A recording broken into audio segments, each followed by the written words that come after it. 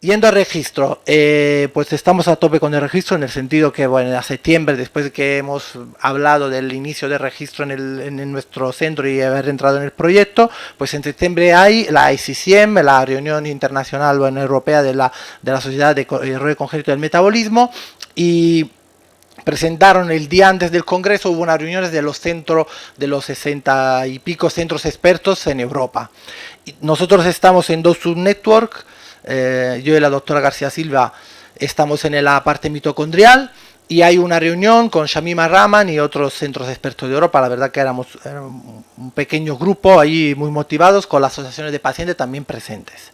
Entonces se habló de varias cosas. Lo primero, se presenta a nivel general el MetaBERN, que es la red de investigación europea en enfermedades metabólicas. Se presenta el registro UIMD, que es Unified Inherited Metabolic Disease Registry, el registro que intenta unificar todos los registros metabólicos, que creo que es algo tan necesario que cada uno esté haciendo su registro en su casa y duplicando registro esfuerzos es totalmente inútil. Entonces se ha promovido desde las sociedades de investigación de metabólica a nivel europeo ese registro y nosotros vamos a estar ahí. El tema es verdad que empezaron unos que tienen mucha experiencia en enfermedad tipo intoxicación y la parte mitocondrial de ese registro no está muy bien desarrollada, por lo cual cuando nos sentamos con Shamima Rahman y le digo mi preocupación, me dice, es que ya solo acabo de decir yo también a ellos que tenemos que hacer que la experiencia que ellos tienen desde hace más de 10 años en Inglaterra y Estados Unidos, sumada a la experiencia de Mitocon y de también en la alemana Mitonet y con la nuestra, pues nos tengan en cuenta a la hora de trasladar los registros y los datos que llevamos recogiendo mucho tiempo en este registro. Entonces, estuvimos presentes en esto y fue bueno. Y también de que se habló de la necesidad de impulsar líneas guías para enfermos mitocondriales, que es una cosa que es muy necesaria porque es verdad que se están llevando prácticas nutricionales y médicas no tan de calidad de los centros pequeños, pero porque tampoco le facilitamos la información o nos estamos dedicando a esto, que creo pensamos que se puede hacer un poco mejor. La dificultad es tener también el tiempo de hacer todo esto. Ella decía que estaba súper ocupada, por ejemplo, porque le escriben de todo el mundo por segundas opiniones y decía, es que me tenéis que ayudar, y hemos tomado esta decimos, pues este relevo nos ha dado de impulsar esto, y estamos también con Montse de adultos pues trabajando en esto. Sabéis que ella tiene mucha experiencia en MELAS y se ocupa de esto desde hace unos años.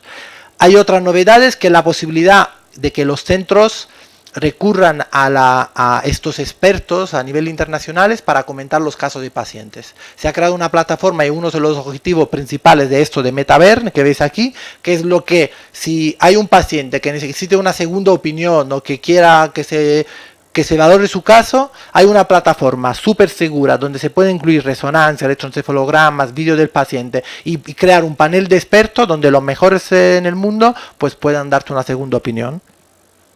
Y luego, a nivel científico se habló, pues vinieron un grupo de investigadores de Estados Unidos increíble, donde vieron que el problema principal en el Alzheimer parece estar entre la mitocondria y el retículo endoplasmático, en una nueva estructura que se llama MAM, Mitochondrial Associated Membrane, y que por eso os presenté también el estudio de cómo los pacientes con Alzheimer, a ponerle terapia mitocondriales, pues parece que mejoran.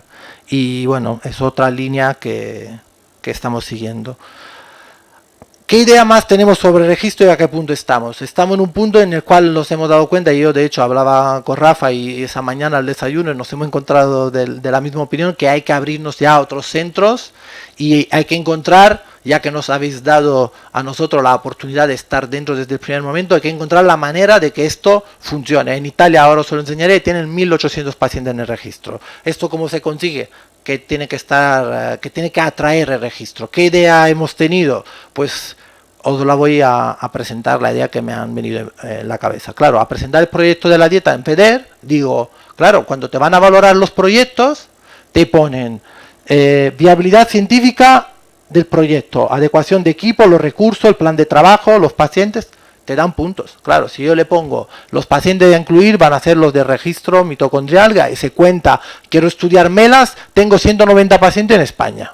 y lo tengo localizado. Si puedo hacer, que no es lo mismo que presentes, quiero estudiar eso en el MELAS, te va a dar más puntos y entonces esto va a permitir invertir en el registro que luego entren otros proyectos competitivos que igual no caen en enfermedades mitocondriales si no caen en otro lado, que bueno, todo el mundo tiene derecho, pero nosotros aquí estamos trabajando en esto y vamos a intentar que esto funcione. Y esto va a ser un arma muy buena y tenemos que trabajar en esto porque creo que de verdad va a significar una facilidad para tener luego financiación muy buena, ¿vale? El hecho que sea multicéntrico el estudio te puntúa más, entonces dice, bueno, en el registro estamos todos centros y colaboramos.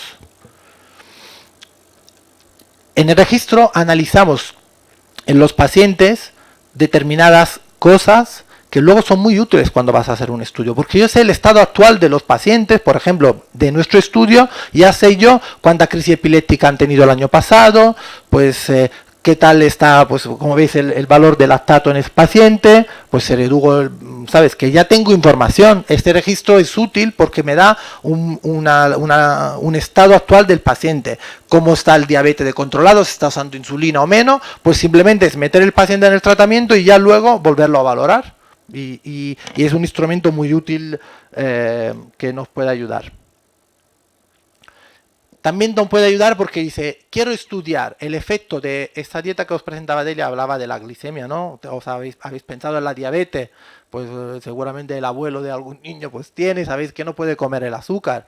Pues quiero estudiar el diabetes mitocondrial. ¿Cuántos pacientes mitocondriales ahora pues tienen diabetes? Pues vas a registro y te salen todo porque tenemos recogidos en el registro todo este tipo de información, ¿vale? Y esto nos puede ayudar. Dice, quiero hacer un estudio sobre epilepsia y mitocondriales. O quiero describir qué característica tiene la epilepsia en los pacientes mitocondriales. ¿Qué fármaco resistencia tiene? ¿Cuánto tiene más de 1, 2, 3 fármacos? También el tratamiento de los pacientes está incluido en el registro. Y esto nos puede ayudar bastante.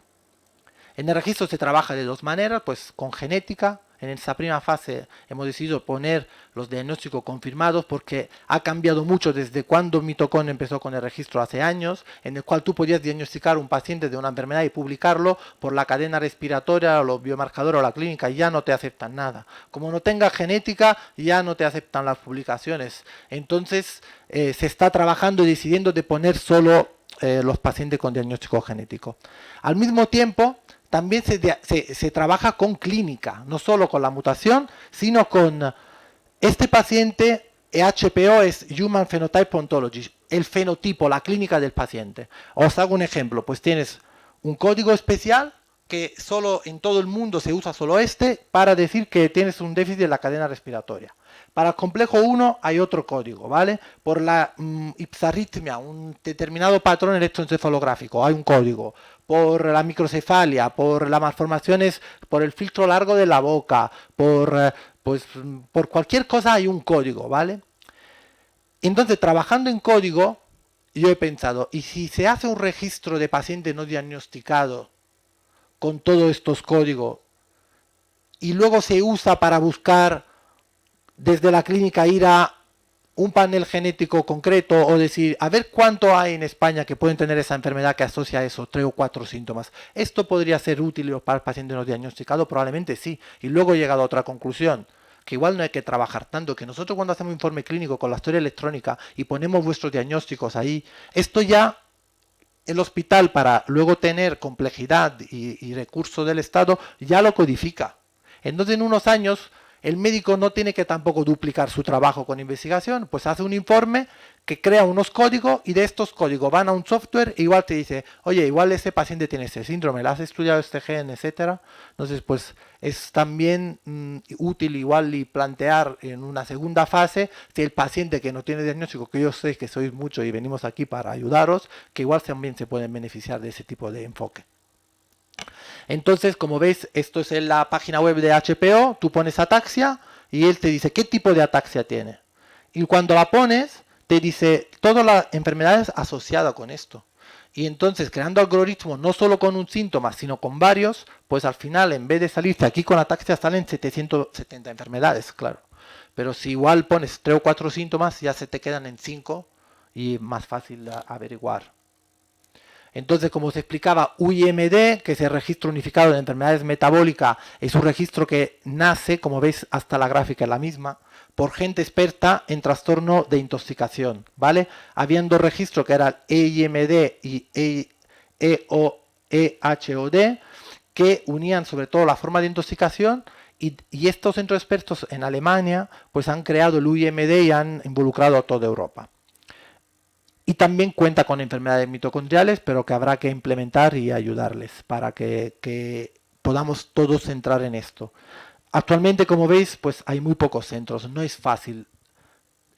Con los recursos que hay, de los 69, 70 centros que hay en Europa, pues somos muy pocos. Hay uno de Italia, 3 en España, donde muchos tienen solo un paciente puesto, porque pues es mucho recurso y la ayuda que vosotros nos habéis dado es muy útil, porque pues poder trabajar en esto tiene efecto. ¿Qué efecto tiene? Pues bueno, en Italia, como veis, pues han conseguido tener 1.800 pacientes registrados. Yo creo que hay que también hace falta que sensibilicemos a los pacientes a ayudar también a comunicarlo. No sé cuál es la estrategia mejor, la vamos a decidir juntos, pero creo que también ellos señalando dónde están y con qué médico están nos puede ayudar a nosotros, como decía Rafa, a decir, empezamos por grupo, pues déficit de síntesis de Q10, pues sabemos que, o no lo diga el médico, o no lo dice el paciente, sabemos pues de dos maneras cuánto hay.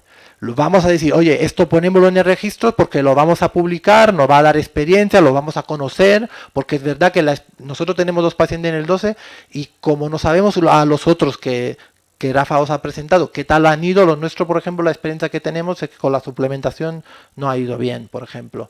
Claro, esta es mi visión que tengo yo, que igual es sesgada porque luego cuando trabajas solo con un paciente y no te sientas a analizar bien los tiempos y las dosis y lo que ha pasado, también uno mismo se hace una idea de lo que está viendo, pero igual no es tan correcta. Entonces, meterlo en un registro, analizar los datos de todo, nos va a dar la idea correcta de lo que es, porque igual luego hay pacientes que no están tan mal. Y cuando voy a informar a una familia qué es un déficit congénito de síntesis de Q10, pues yo tengo mi idea, pero igual es una idea equivocada y estamos trabajando mal. Hay que intentar tener datos para informar también sobre evolución de estos casos. Ejemplos.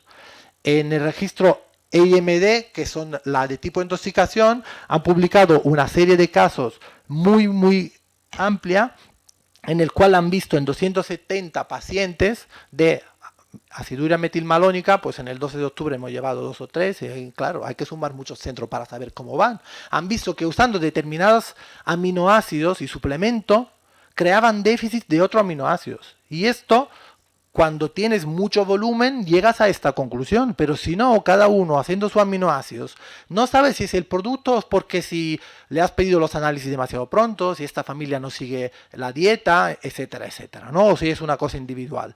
Entonces, pues se ha llegado a la conclusión y de hecho ahora el enfoque nutricional de estos pacientes ha cambiado radicalmente, ¿eh?